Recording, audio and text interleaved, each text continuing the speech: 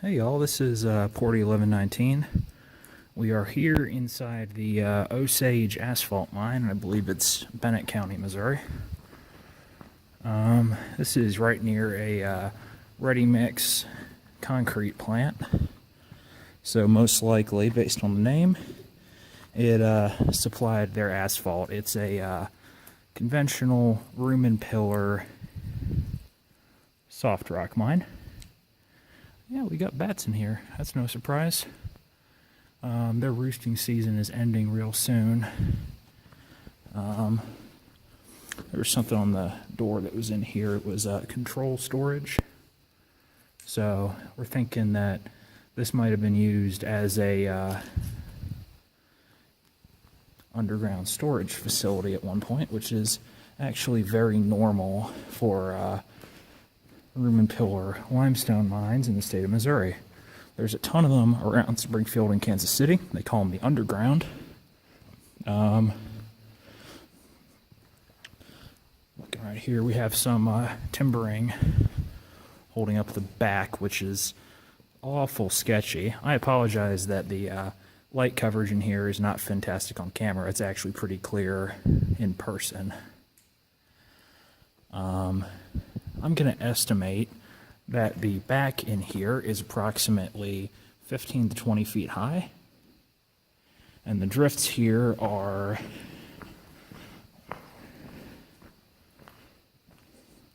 about 40 to 50 feet wide.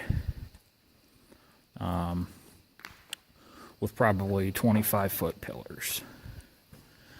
I don't feel like calculating the extraction ratio mentally right now, but needless to say, we could do it if we wanted. I don't know if I'm going to film this mine in one shot. I also don't expect that we're going to walk the entirety of it. Probably what we're going to do is we're going to walk the extents, figure out about its dimensions in each direction. You can hear the water dripping. This is, I don't know if I'd call it a yeah, we are. That's pretty impressive. There's still some lighting strands up on the back. So we came in about that direction. You can see the cinder block dividers that were used to create sort of rooms when I guess this was being used for storage. There's a whole lot of wooden junk, plywood. There were some, yeah. Yeah, that's not mining equipment. That's probably just a pickup. And here's the other entry. It is fairly well blocked up. We weren't quite determined enough to get in that one. No, we just kind of shimmied in. They just had some sheet metal over it. This is a heavy equipment tire. Based on the size, it probably came off a front-end loader or a haul truck. This mine, if I were to guess, used conventional haul trucks. None of the articulated stuff, because it's just straight in, straight out. Articulated haul trucks are more popular in more cramped underground mines. Hey, look, glove. They're more popular in hard rock mines. No surprise. Looks like there's also paw prints.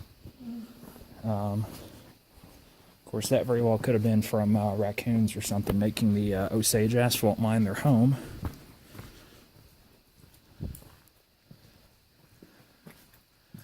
Looks like it wraps up. For those of you who are not familiar, roof bolts are used to secure weaker spots in the roof. If you watch a lot of videos of old-fashioned hard rock mines, you'll be familiar with timbering. Well, this is its more modern mechanized counterpart. So each of these little squares is a roof bolt kind of retainer, and that's what spreads the force exerted by it over a larger area of the rock surface. It also reinforces the rock structure. So each of these bolts is actually, could be 8 to 12 feet long, and it's shot up into the overburden over the mine. From there, it just greatly strengthens the back. So the fact that we have roof bolting here shows, and the spacing of it about every 4 to 6 feet, says that they weren't too confident about the back in here, which is unusual, given as there's not a whole lot of fall rock here, and a lot of this could be considered incidental.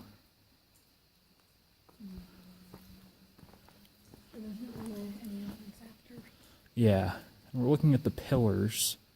There's no evidence of pinch-out failure. Well, I say that. We're going to look at the cross-section of this one. We can start to see a bit of pinching out around here, around the base of the pillar. So, yeah, it's not that bad. I've seen photos from the new lead belt, the Doe Run Stopin pillar mines, that look a lot worse than that. Given how recent this mine is, and the lack of recent deterioration,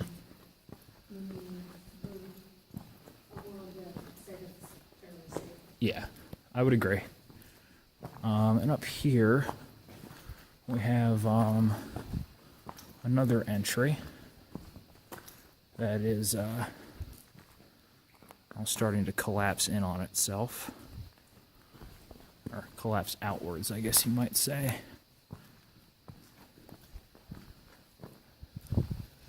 Now, right about here is where it starts getting a little bit hairy, and I'm not sure if we're going to continue past here. Oh, no, I don't think we are. Yeah, we're not going to go further laterally than here. You can see all of a sudden there is a lot of rock broken up on the floor of the mine.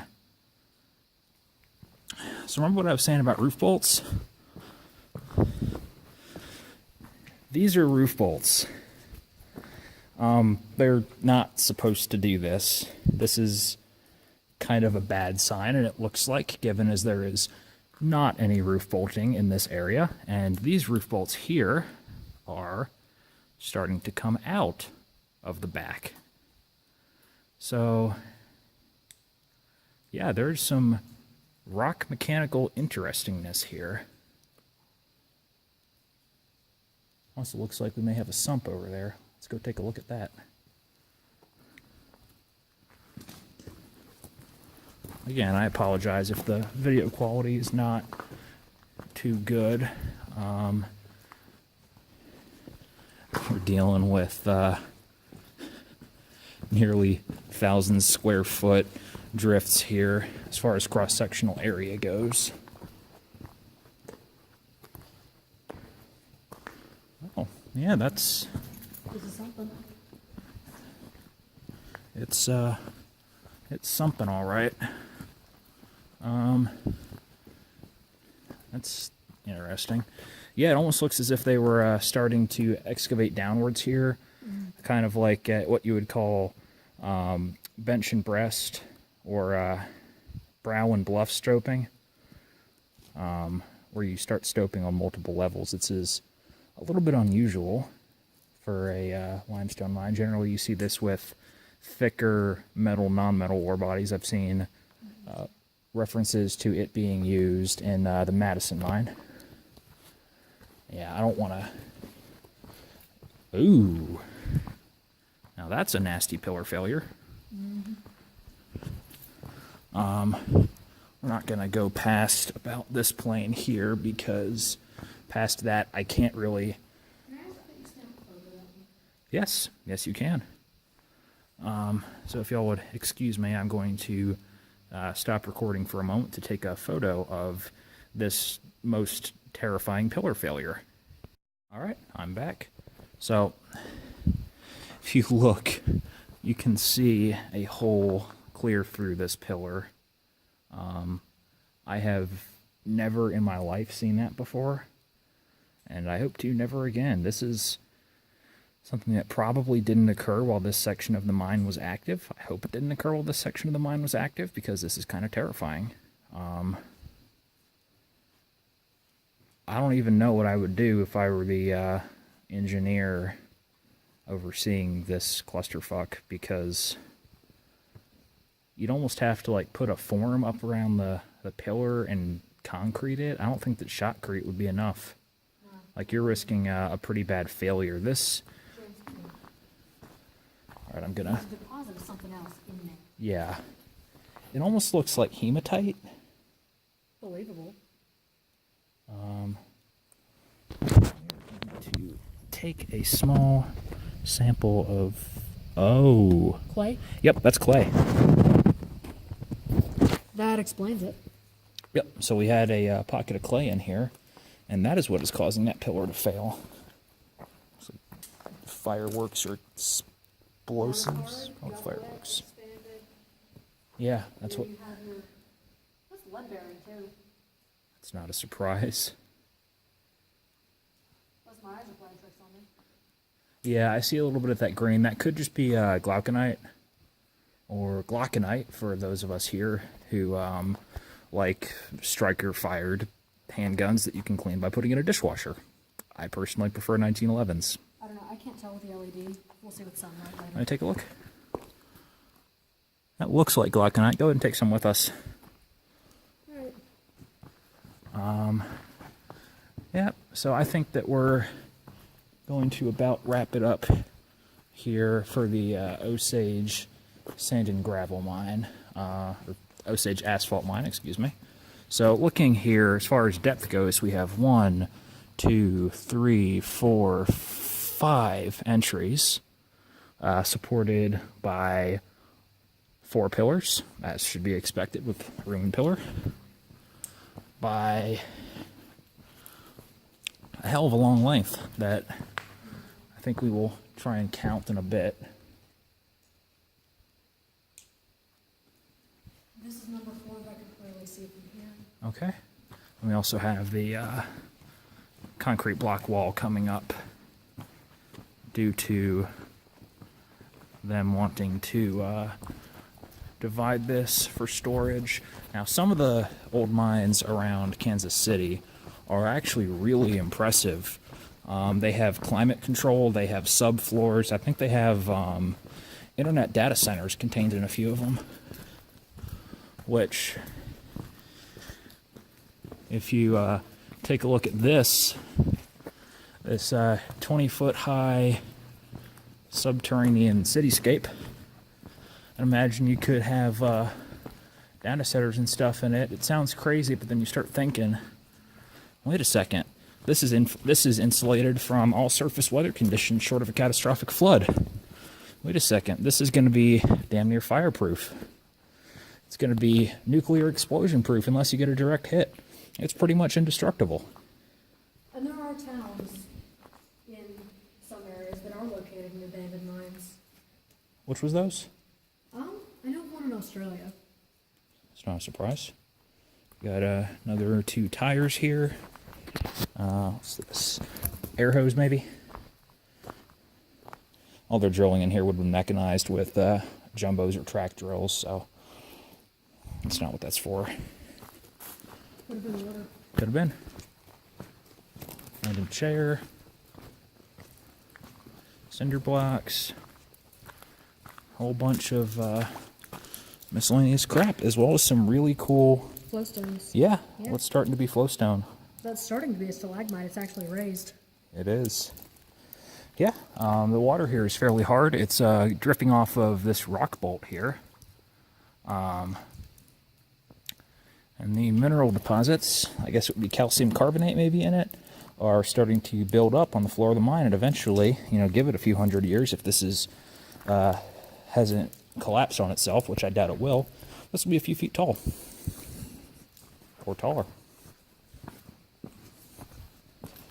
Here we have 2x4s that have either rotted or been lit on fire. What's that say? That's Danger explosives. this might have been the magazine at one time. Actually, that would make sense. Yeah, there were raccoons in here. That's not a surprise. Tracks look like little baby hands. Do we want a danger explosives sign? Fuck yeah. I guess we're getting a danger explosives sign. Ooh, mushrooms. Yeah, 10 miles per hour. That seems reasonable, I suppose. Would have gotten real muddy in here.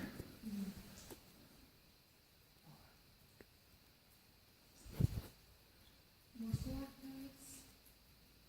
So I think we have 8 pillars until we get to, The stuff we can't see anymore. yeah, until we start getting to the concrete block wall here. Understand about the magazine. So operations that use quantities of explosives have to maintain a federal explosives license with the Bureau of Alcohol, Tobacco, Firearms, and Explosives, aka what should be a convenience store and a recipe for a fun night on the town. But explosives have to be kept in a suitable magazine, basically a bunker. I don't know if you'd want to keep it in a concrete block enclosure inside of your mine. That sounds a bit suspect. What would be optimal would be either to not have a magazine and have your blasting done via contract, via a company that uses non-ready mix ANFO that is mixed on the truck that does the blasting. The loophole with that is that you, by transporting ammonium nitrate fuel oil in an unmixed form, it is legally no different than transporting fertilizer and diesel fuel. It is only an explosive when mixed, which is when you start running into transportation requirements, such as having hazmat endorsed commercial driver's licenses, yeah, all kinds of fun stuff. So, generally speaking, if you can avoid mixing your explosives before they're pumped into your drill holes, you're going to be legally in a much better situation. We have decided to leave the danger explosive sign here for future explorers. So we are now past that concrete block divider. So after that we have 1, 2, 3, 4. Yep, we have actually it appears to be either 4 or 5 more dividers. So this whole thing is, yeah, pillars. So this whole thing is about 12 pillars wide by 4 pillars deep, which is actually very small for one of these. It actually expands that way after our entrance. It does? Yes. Oh, okay, let's go check that out. I did a little bit of walking while we figured out how James was going to shimmy in. I don't fit through the entrance to this one pretty easily. All right. Over there. So we are on the first row again. There's the entrance we came in from.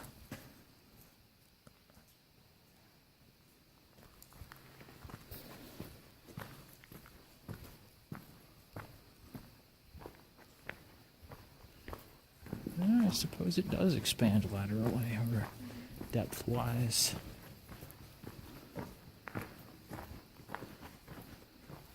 There's also only 2 pillars here, so it would appear to the whole mine kind of dog legs, and then comes to this.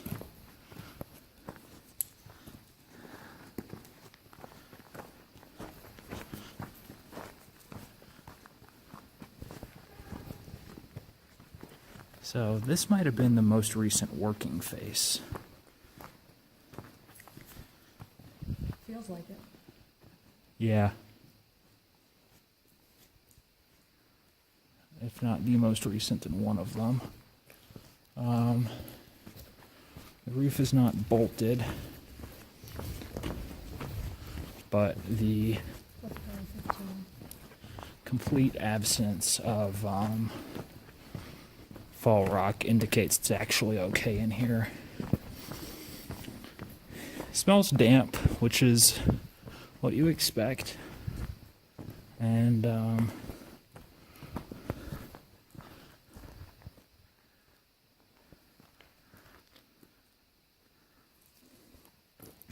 we are, generally speaking, coming up to the westernmost extent of this mine.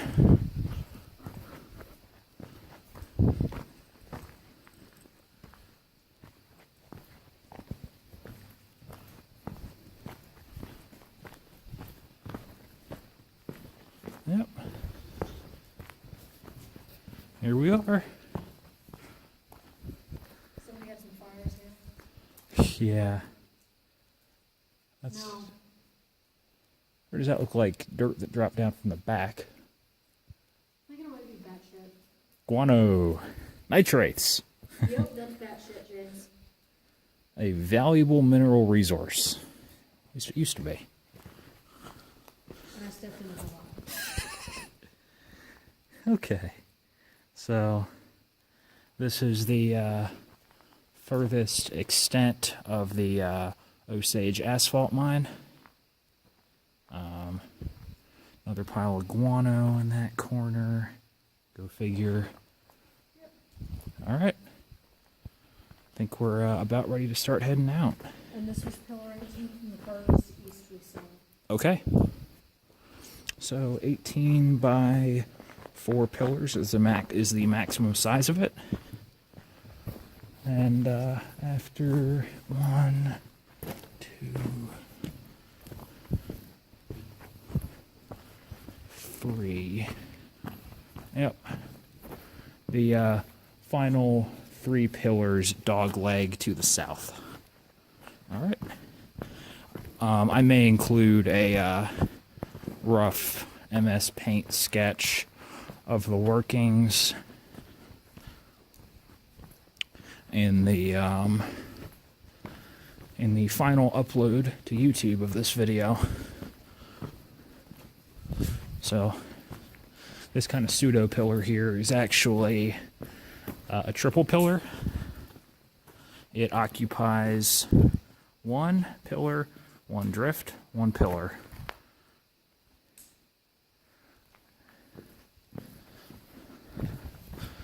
I think I misspoke a little bit, but here is the final working face. It doesn't even look like they mucked this out entirely. It was a hole in the ceiling. Yeah, I was seeing that too. That's special. Isn't it just? I don't know how it's showing up on video, but there is a bit of sparkle to the ceiling that could either be quartz or pyrite. So somehow I managed to stop recording in there while I thought I was recording, or not be recording while I thought I was. Anyways, that is it for the Osage Asphalt Mine. We are going to head back up to the truck. Let's see where it says control storage here. Yep. And some rags. Of course. That's unusual. Yeah, some of the power lines running into the mine are still up. Come from there, that utility pole, and yeah, there's a switching or transformer box in there. I'm sure there's electricians who know a lot more about that than I do. All I know is that that's what keeps the lights on in the mine. Yeah, there's probably 25, 30 feet of overburden here. Unusual that they would choose to go underground with so little overburden. However, we're already standing in probably a 200-yard wide open pit excavation here, open pit mine.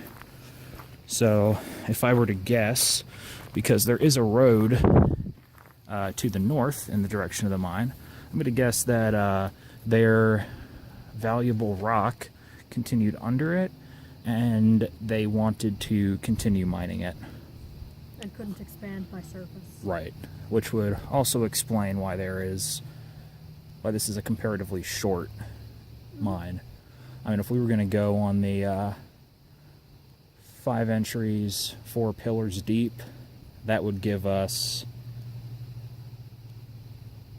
just over 100 yards in depth, which feels about right. Yeah. Departments of transportation also tend to get a bit pissy when the ground under them collapses in. No kidding. I was looking on Google Earth, an aggregate mine, maybe it was Lincoln County, I don't remember, kind of more central Missouri, that it had experienced, I think it was about 3 subsidence events. Yeah. The underground limestone mine had experienced about 3 instances of subsidence into the workings, which is scary. It just went ahead and put some craters in somebody's pasture, but I'm kind of rambling about underground mine design at this point, so I'm going to go ahead, shut up. If you want to know more about this, you might want to go to school to become a mining engineer. As always, this has been Port 1119 of Headframe Hunters at the Osage Asphalt Mine. Thank you very much for watching, and don't forget to stay tuned for more shenanigans at abandoned surface and underground mines in the Missouri Ozarks, New Mexico mountains, and soon to be southern Arizona. That's right, I got a job. And stay safe, stay out of jail. Stay out, stay alive. Adios.